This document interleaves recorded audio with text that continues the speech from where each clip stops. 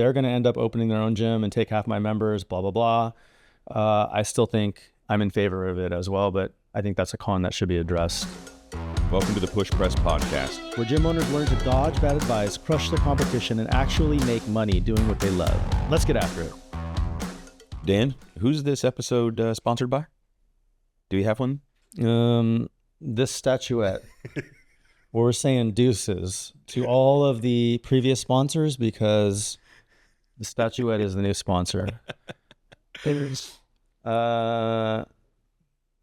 Sponsored by China. Not sponsored by China. All right. Made in China. So I was thinking back the other day when I was still operating at Kent's Athletic Club. I think we were at our peak when the vast majority of the coaching staff was very active on social media, as in posting pictures at competitions, going live. We went live from the Granite Games. It came up in my feed, and it was like an old blurry, grainy video.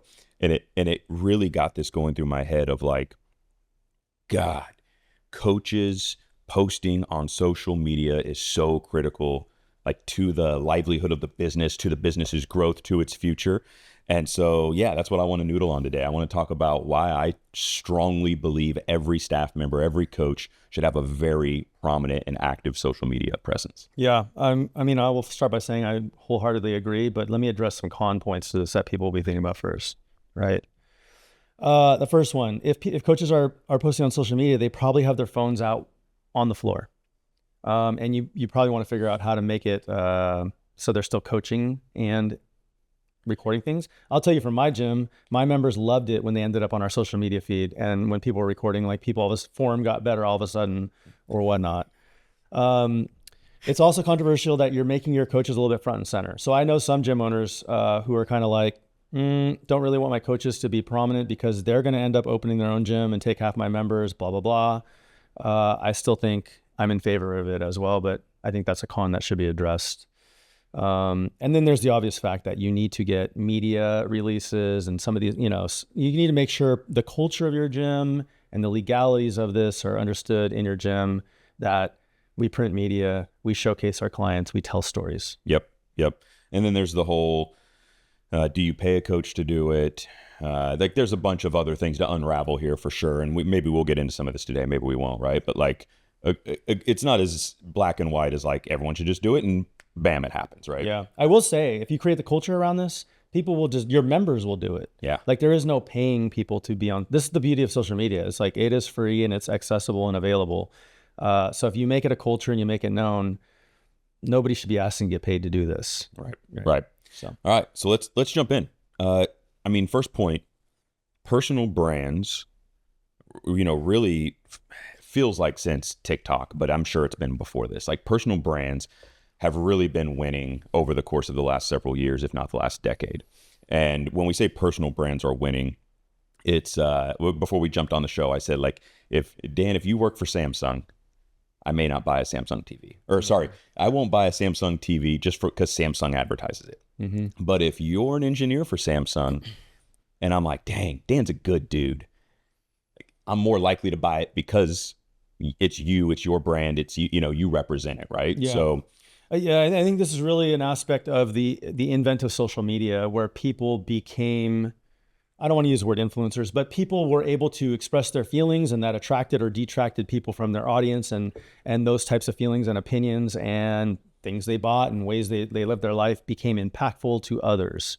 And that is now modern media.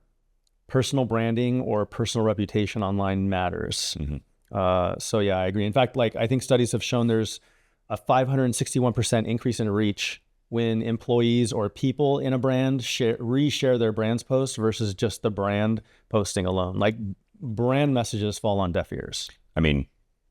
There's a reason why you and I share this podcast. Yeah. And why a lot of the reels and the stuff come from you and I, right? So on that note to the marketing department, we should rename this away from the Push Press Podcast. The Dan and Nick Podcast. Yeah. It's not personal. Anyway, I digress. But yeah, so totally. In today's day and age, personal brands are winning. You see it left and right. This is not something that's debatable, in my opinion. Move on. Okay, cool. The second one, if you watch anything that I talk about, running a business is about a few things: creating mechanisms that create leverage. Leverage equals scale. Scale allows you to do more things much easier, right? That's the type of efficiency that drives a business that wins. And social media is leverage. Absolutely. You being able to post on social media is leverage. Your coaches posting on social media is like 10x leverage. And Lord forbid, if you can get your members posting on social media, that's 150x leverage, Yes. right? And so you do want to build mechanisms intentfully and intentionally that create leverage and positivity about your business. And kind of going back to what I was saying a minute or two ago, if you create the culture around telling stories via social media and you can get it all the way down to your members, the amount of leverage you can create is astronomical. Yeah, absolutely. And especially in group fitness, right? So I'll give you an example of what Dan's talking about in leverage, which is like this. I'll use the people in this room right here, right? There's only three of us. And so if Media Nick, who's behind the cameras right here, takes a picture and it's you and me, You mean when Media Nick takes when a picture. Media Nick Yeah. takes a picture, right? And then we share that. It's like my network because I'm tagged in the picture, your network because you're tagged in the picture, and everyone always sees this and probably doesn't even think of it. It's the little like photo cred emoji at Media Nick or whatever. Now his entire network gets in there. That's the leverage you're talking about, Yep. and that's just three people in a room with three networks overlapping. Now imagine you've got 7 people after a class with a photo with the coach because it's coach's birthday, right? And all of a sudden that's 8 networks, 7 plus the coach, right? Like plus the gym account, of course, right? I'm not saying don't post on gym accounts, but just the network sprawl becomes so significant that that's the scale. Do you know, so in business in general, like what we're always seeing, the holy grail is, this is where we can overlay like a nice chart right here. But an exponential chart is the beauty of what we're trying to find in business, where like every motion exponentially, not linearly, stacks on each other. And this is a pure representation of exponential chart. Like 2 people might be able to reach 4 people, but 3 people can reach 8, and 4 people can reach 16. And that's like a logarithmic growth scale. And that's what we want to see. Yep, absolutely. And so, yeah, at the end of the day, I don't just think, I know firsthand, I buy from other people. People buy from people. And so if I am considering where I'm going to advance my fitness journey at, there's these flashy logos with bright lights and orange lights or red lights, depending on the brand, the big brand that you follow. Or there is the coach down the street that has a good reputation, that's out there, that shows up, that people are smiling in photos with. I can connect with that individual more than I can the Red Berries light, right? Now, I'm not saying that they don't create brands for their coaches, but point is like that, just a logo isn't going to pull me in. It doesn't warm my heart, right? So Yeah, and on top of that, I mean, there's a few things where you're fighting against if you're trying to promote brand. First of all, people inherently don't trust brands. And that's because we've gone through, I don't know, probably through the 80s and 90s was this huge marketing revolution where brands were pushing, like think back to all the jingles you heard on TV as a child, the McDonald's ads and all the department store ads. Like you can probably replay some of those from your childhood in your brain right now. Hopefully I haven't put some of you in an infinite loop on that, but I got Grimace from the McDonald's ads in my head. You know who I always think of? I always think of the McBurglar or whatever. The Hamburglar. The Hamburglar. There it is. I forgot his name, but I can picture him. Anyway, so I think like realistically, when we play it back to the 80s and 90s, it's like there were these huge think tanks manufacturing manipulative jingles and slogans and advertising campaigns that trick kids to buy French fries and do whatever. So like us as adults, we don't trust brands. Like we knew we were the recipients of that. So there's that, right? Like brand messaging is really difficult to win. And secondly, well, there's a lack of trust in brands first. And second of all, nowadays to get a brand market out, you have to be massive. Like you have to sponsor the Olympics or put your name on a Lakers stadium, or you have to do something massive to start winning brand recognition in today's day and age. So it's really not feasible for a gym, at least in the starting phases. You can probably build a local brand around the quality, but usually that's on the heels of every personal story that's being told. Right. God, that is such a great point. Dude, I'm still on your 90s I think of all the brands that just, a lot of them have died off now, right? Like the Kmarts of the world. All the old commercials, you're right. They were really so like manipulative. I think that was probably the era that did it in for big brand or brand marketing, so to say. Marketing in general, this is my take on marketing, is marketers figure out what works. They hit the gas pedal, and then people get wise to it, and then it doesn't work anymore. And then that cycle continues. In today's day and age, that is compressed so tight because of the internet. But back in the day, it was like when it took 6 months to film an ad and release it and whatnot, like those loops were longer. But nowadays, like to be a marketer, you have to cycle quick, right? So I think that's why learning how to work on social media is important, because you see on social media, the memes, the trends, everything switch month to month, real quick. Right. So yeah, and then, stories people can connect with. Stories are what people like. They capture their attention. Stories sell. And you see this, maybe not in, this might be a bad example, but in a previous episode, we referenced like Full Swing and some of the Netflix series. You're just watching the stories of a golfer or the stories of an F1 driver. Next thing you know, you're watching F1. That's what got me into F1. Like it was legit the story of Max Verstappen, the story of Lewis Hamilton. Next thing you know, I'm there every Sunday at 8 a.m. The story sold me on watching that sport. You are making my point for why I think the CrossFit Games is an important asset to CrossFit as an organization. And it's also why UFC is important to jiu-jitsu and MMA. It's important why kids start playing flag football, because they want to be Pat Mahomes or whatever. Anyway, you're right. Stories sell because we're wired to understand stories, right? And usually if you're crafting your stories correctly, there's some type of humor, education, or emotion evoked in them. A person overcoming a challenge, a personal challenge, somebody who's learned something new.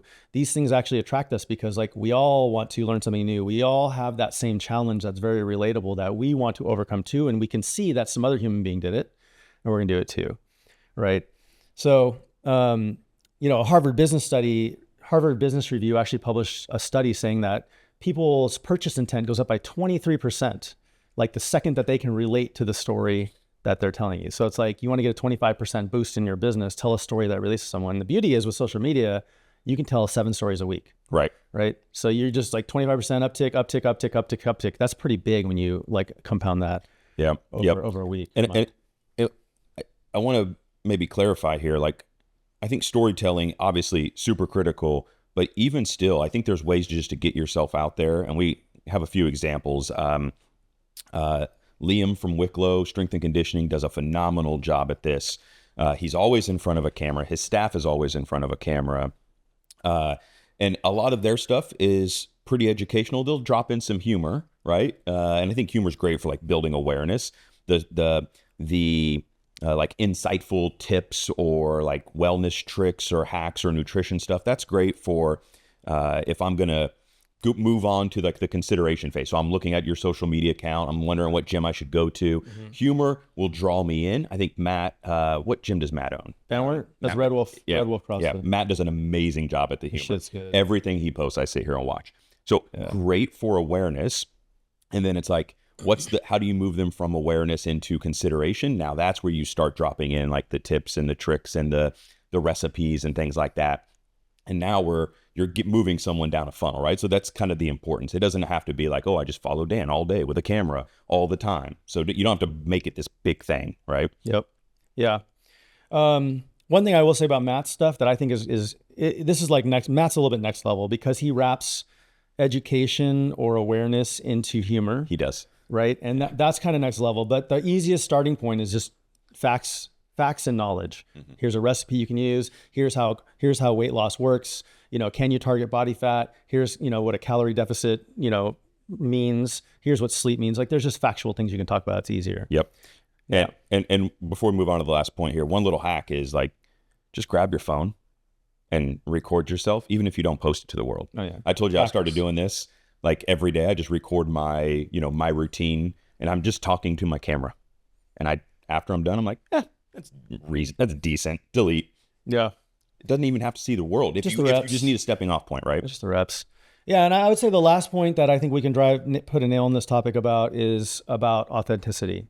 And then one of the first things I learned in this I've never been a marketer, but once we started trying to market push press, was the ads that always overperformed was just a screenshot of our product or a screenshot of a customer testimonial. It was never some highly produced video we tried to make that was fancy. And where I connect this to is kind of going back to that 1990s ad campaign stuff. It's like the more produced things look nowadays, the more people are tuned out of it, because when you're scrolling a feed, you want to see someone's real stuff. Mm-hmm. And the more you produce it and make it look like a production, the less it looks real. So you're real big on this. For anyone that's listening, if you've never got one of Dan's emails that goes out like after an event or anything like that, like Dan writes these, you write these yourself. I write them. And so oftentimes there'll be a typo, there'll be a hiccup. And Dan you have been steadfast and like, no, leave it. Like, I don't care. I wrote it busy on a plane, mobile while walking through security. Mm-hmm. This is me, leave it. And we do. Drives the marketers crazy. It drives them crazy. But I think that's the point. And so this isn't like, I don't think we're sitting up here saying like, this is what you should do, and then we do something different. This is exactly how we build push press. Yeah. Right. And so that authenticity really does matter. Absolutely. So let's wrap it up there. I mean, I think most people here hopefully understand by now that social media is important. And I think the key takeaway is like, let's try to work on cultures that leverage social media posting with your coaches and ideally with your members as well. Share their stories, tell their tales, get people smiling, high-fiving, sweat flying, people just looking happy and fun in your gym. And I think it will do wonders for your gym and marketing, and it will cost you zero, to be honest. It's a little bit of time, but go ahead. Yeah, I was going to say, if you have a coach on your team that's capturing amazing and helpful content, I want to see it. Yes. Yeah. Send it to us. Let us follow it. Let us follow it. Send us their social media profiles. Brag about them a little bit. If you want to tell us how they do it, what their approach is, I think that'd be great. Podcast. We can do a follow-up episode on that. Oh, we should. Yeah. Podcast at pushpress.com. Podcast at pushpress.com. Send that in so we can do a follow-up episode, highlight your coaches, and let them get some lift too. See ya. Thanks, guys. Thanks for listening to another episode of the Push Press Podcast, where we help gym owners, entrepreneurs, and fitness enthusiasts thrive with actionable insights, inspiring stories, and strategies for growth. Don't forget to follow the show to stay updated on new episodes. And if you're ready for more, join our free Facebook community for gym owners. Check the show notes for the link, and we'll see you next time. Keep raising the bar for your business and community.